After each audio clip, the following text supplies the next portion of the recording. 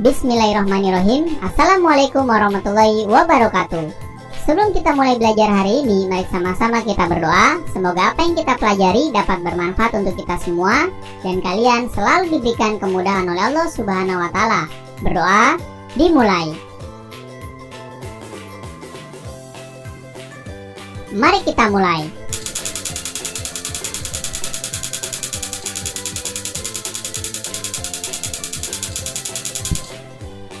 Hari ini kita akan mempelajari tema 6, menuju masyarakat sehat, subtema 2, membangun masyarakat sejahtera. Pembelajaran ketiga.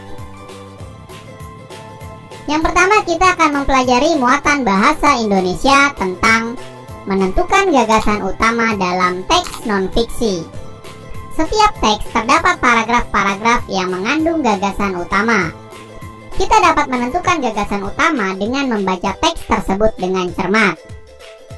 Gagasan utama merupakan pokok pikiran dari setiap paragraf. Pokok pikiran setiap paragraf dapat diketahui dengan menentukan kalimat utama paragraf tersebut. Bacalah teks berikut dengan cermat tentang hak dan kewajiban. Setiap manusia memiliki hak dan kewajiban, termasuk anak dan sebagai pelajar juga. Hak adalah segala sesuatu yang harus diterima, sementara itu kewajiban adalah segala sesuatu yang harus dilakukan menurut aturan yang berlaku. Hak dan kewajiban merupakan sesuatu hal yang terikat satu sama lain, sehingga dalam praktiknya harus dijalankan dengan seimbang. Jika hak dan kewajiban tidak berjalan secara seimbang, maka akan terjadi suatu ketimpangan dalam pelaksanaan kehidupan individu.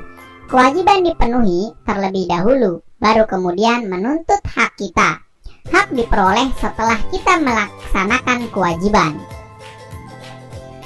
Tentukan kalimat utama pada teks berikut, kemudian tuliskan gagasan utamanya dari paragrafnya.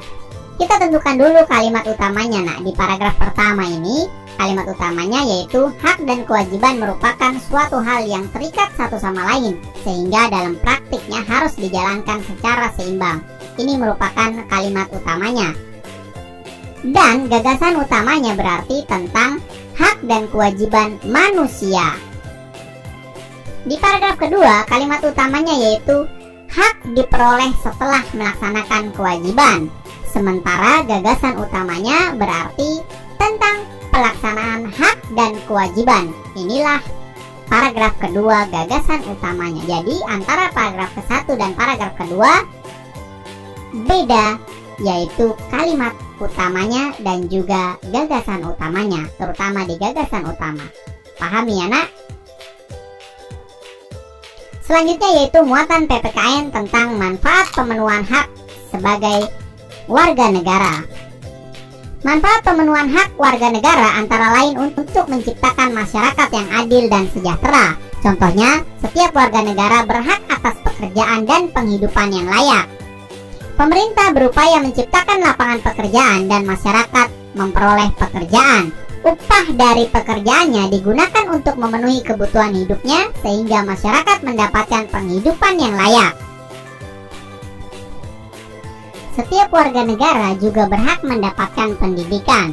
Dalam Undang-Undang Dasar tahun 1945 pasal 31 dijelaskan setiap warga negara berhak mendapatkan pendidikan.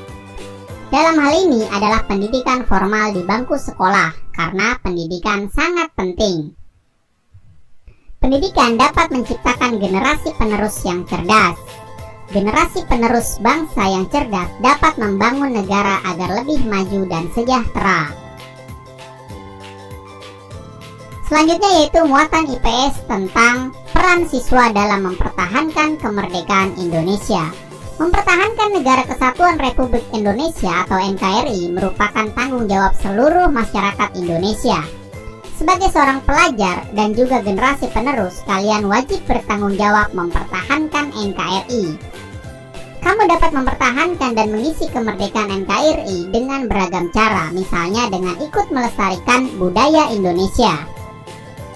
Menjaga kerukunan dan kedamaian di lingkungan kita juga merupakan salah satu usaha untuk mempertahankan NKRI. Berikut ini merupakan contoh menjaga kerukunan dan kedamaian di lingkungan sekolah. Yang pertama, mengembangkan rasa toleransi antar teman. Yang kedua, bermain dengan teman tanpa mempedulikan perbedaan suku, bangsa, agama, dan budaya.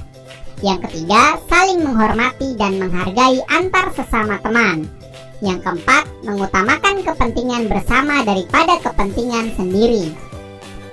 Membiasakan tindakan-tindakan tersebut dapat mencegah perpecahan. Jadi, jika perpecahan dapat dicegah, maka keutuhan NKRI dapat terus terjaga.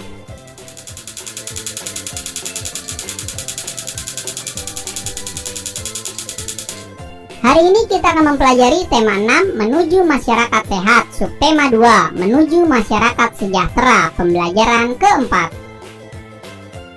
Yang pertama, kita akan mempelajari muatan IPA tentang perbandingan ciri-ciri fisik remaja laki-laki dan perempuan pada masa pubertas. Pubertas merupakan masa mulai aktifnya hormon yang berkaitan dengan reproduksi. Masa pubertas terjadi pada rentang usia 10 hingga 19 tahun. Hal tersebut menyebabkan beberapa ciri fisik mengalami perubahan dari masa anak-anak ke masa remaja. Perubahan fisik merupakan sebuah tahapan perkembangan manusia. Terdapat perbedaan antara ciri fisik remaja laki-laki dan perempuan pada masa pubertas. Ciri-ciri fisik yang mulai tampak pada remaja laki-laki seperti jakun mulai tumbuh, kemudian kumis juga mulai tumbuh, dan suara lebih berat. Sedangkan ciri fisik yang mulai tampak pada remaja perempuan yaitu pinggul mulai melebar, payudara mulai membesar, dan suara lebih melengking.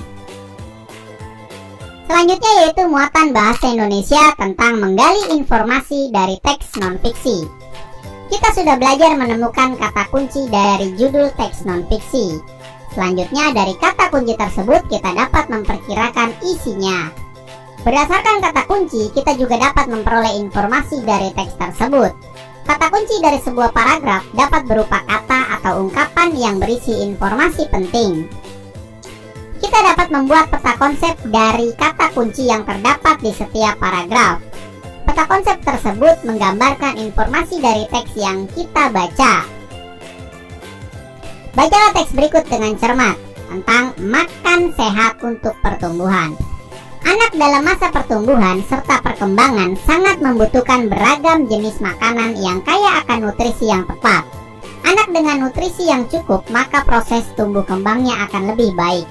Oleh karena itu, maka sangat penting bagi orang tua untuk mengetahui jenis makanan sehat yang harus dikonsumsi anak untuk menunjang pertumbuhan serta perkembangannya.